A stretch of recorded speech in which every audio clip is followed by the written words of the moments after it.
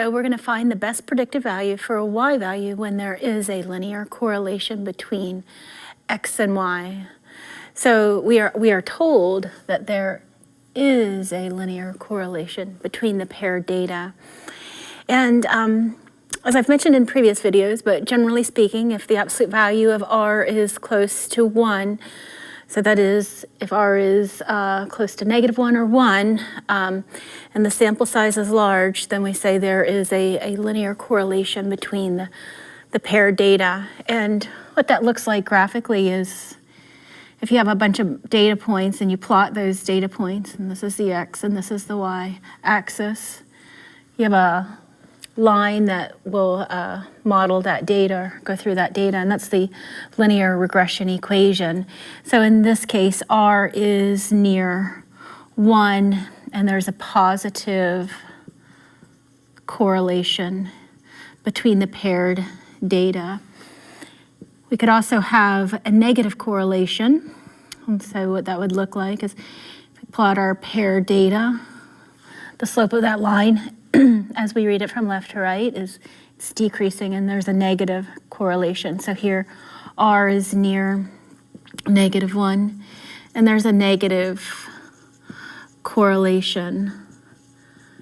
So if we want to just speak loosely, if we had a correlation coefficient r that's pretty close to 1 or -1, let's say in the neighborhood of 0.9 or higher, then we could say that a linear correlation exists, provided that the sample size is large enough.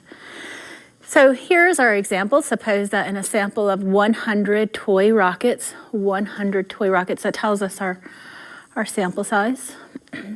The weight in ounces represented by x and the maximum height in feet represented by y were recorded.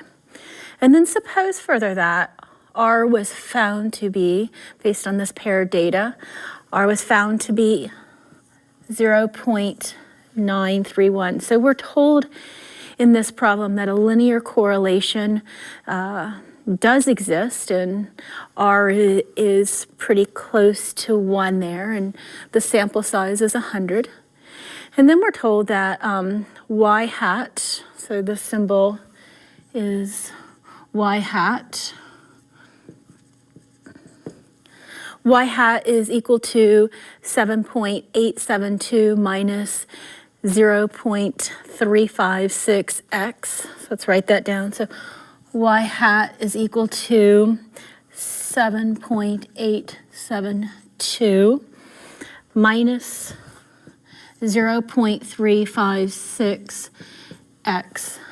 So this is in the form y hat is equal to b0 plus b1x.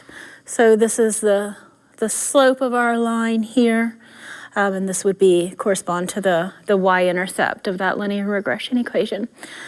So suppose it was found that the linear correlation coefficient is 0.931, and that y hat is equal to 7.872 minus 0.356x. And that's our linear regression equation. We want to find the best predicted y value for x is equal to 4 ounces. So we are given the linear regression equation, and we are told a value for x, and we want to find the corresponding y value. And we're also told that a linear correlation exists between the paired data. So since a linear correlation exists, we can use the linear regression equation to predict the y value for this given x value. And that's just simply a matter of substituting in the x value for the linear regression equation and solving for the y value.